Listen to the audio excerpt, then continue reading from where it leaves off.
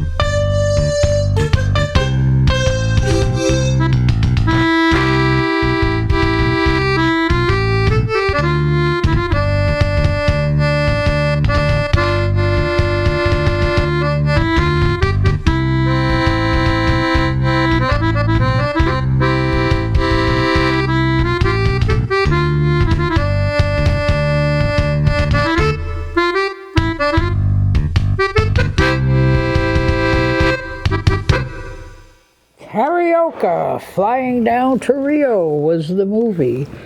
The dance never made it. I guess it was supposed to be something like you touch foreheads while you would. I don't know. What happens if, never mind.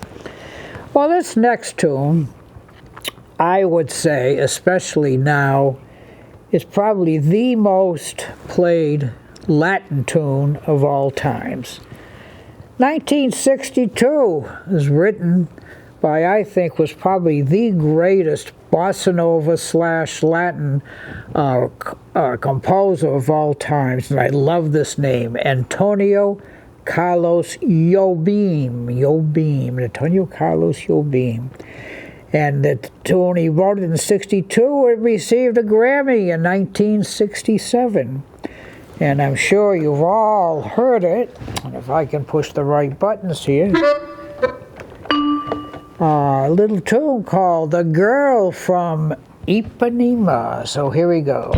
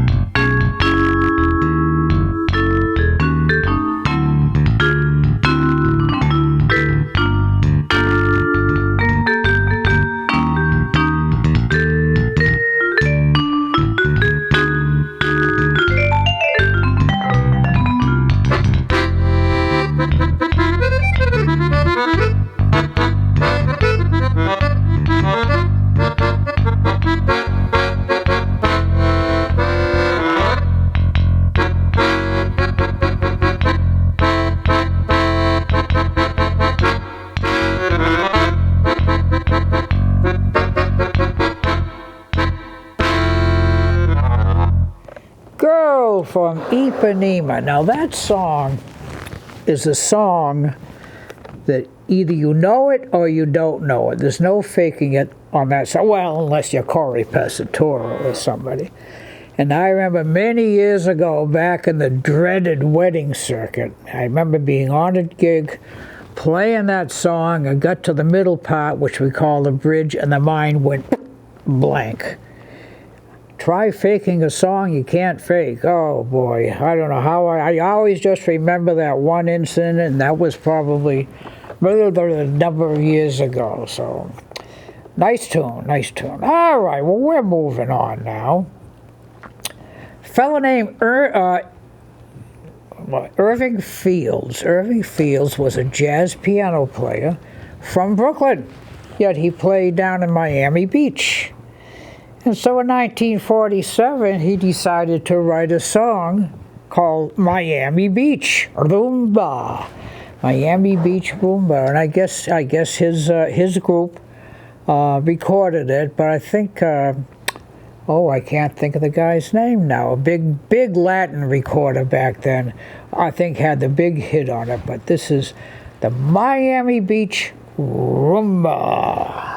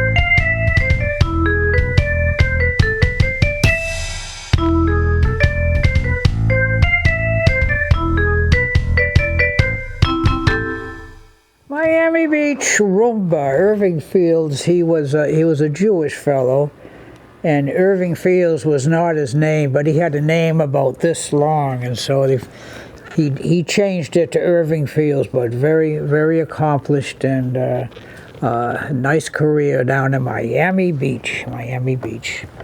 Well, this next tune, I have a love-hate relationship with. Sometimes I do it well, sometimes, well, it's a little shaky. So let's hope today is not a shaky day.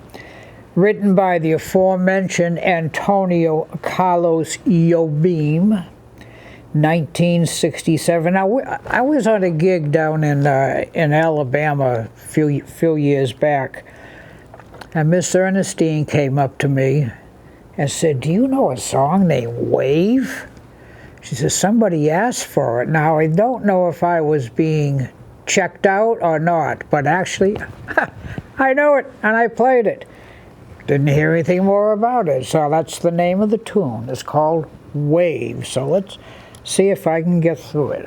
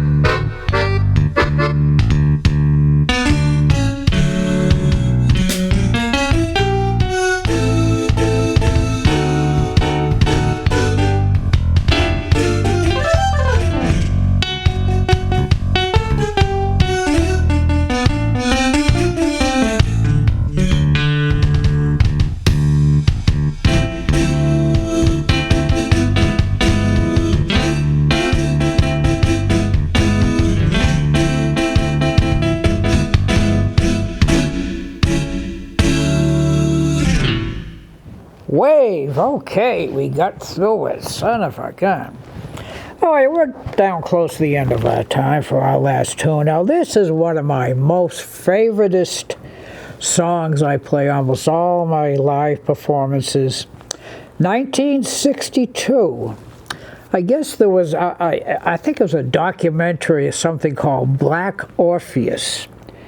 And this particular tune, I guess, from what I understand, because I never saw it, was played at right near the end of the program.